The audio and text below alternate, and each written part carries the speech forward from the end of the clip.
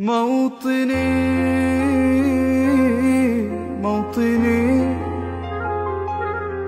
الجلال والجمال والسناء والبهاء في رباك في رباك والحياة والنجاة والهناء والرجاء في هواك في هواك. Mereka ya waktunya ikhtiar, ya kan. Orang dulu kan umumnya dagang, ya, transaksi jual beli. Walaupun mereka ikhtiar, mereka tidak terlalaikan oleh hal itu. Ya, makanya mungkin bapak-bapak bisa lihat di satu daerah, kalau di Saudi kan udah jelas kalau terdengar suara azan, toko langsung ditutup, ya.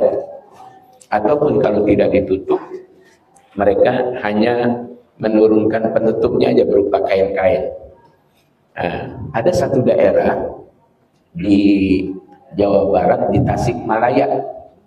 Itu di Tasik itu ada satu kampung namanya daerah Pamijahan.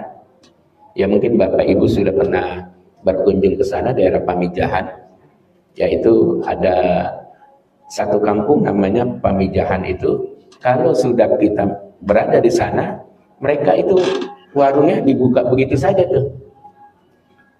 Waktunya sholat ya ditinggal, waktunya tidur ya mereka tidur dengan suasana warung yang terbuka.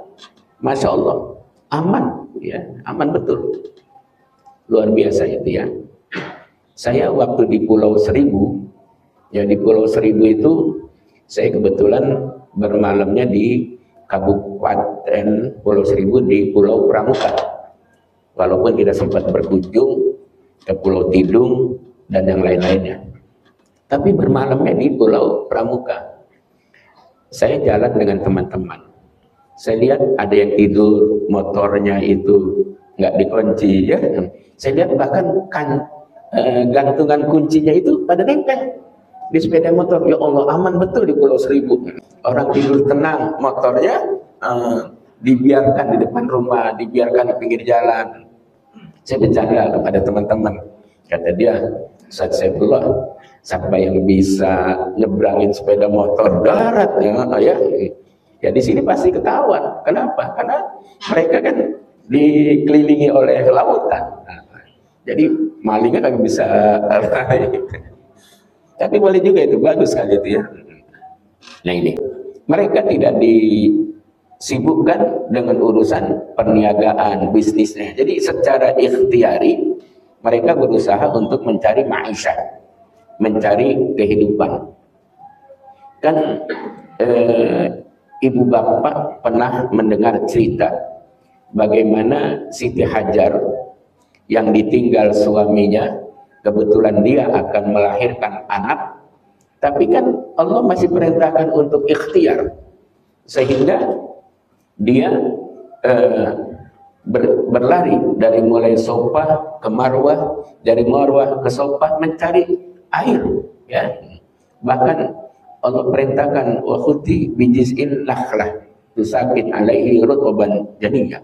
Masih Allah perintahkan tuh, ya, supaya buah pohon korma itu digoyang. Nanti buahnya, rutubnya akan akan jatuh. Jadi makan rutub buah kurma yang segar itu, mungkin Bapak Ibu ketika hajian atau umroh itu kenal buah kurma muda, namanya rutub. Ya, mudanya udah dekat matang, udah mengkel gitu ya. Itu kan dimakannya segar betul. Ya. Dan ikhtiar mencari air, pada akhirnya didapati air Zam-Zam yang sampai saat ini masih terus bisa dinikmati oleh kaum muslimin, ya, dari manapun adanya. Jadi ikhtiar iya, tapi ikhtiarnya itu tidak membuat dia terlena dari Allah Subhanahu wa Ta'ala, ya. Kalau zuhud dengan makna yang lebih dalam lagi, ya mereka nggak perlu sama dunia, tapi kita kan tetap, ya kita harus ikhtiar, harus usaha, ya, harus ikhtiar, harus usaha, disesuaikan dengan kemampuannya masing-masing, bidangnya masing-masing. Ada yang semisal jadi pegawai, ya pemerintah, swasta, atau ada orang yang dagang, ada orang yang profesinya jasa dan sebagainya. Itu kan ikhtiar, ya. Apalagi kalau bapak-bapak nih setelah dapat rezeki, ya, kan bagi nafkah kepada istri kan itu adalah suatu kewajiban.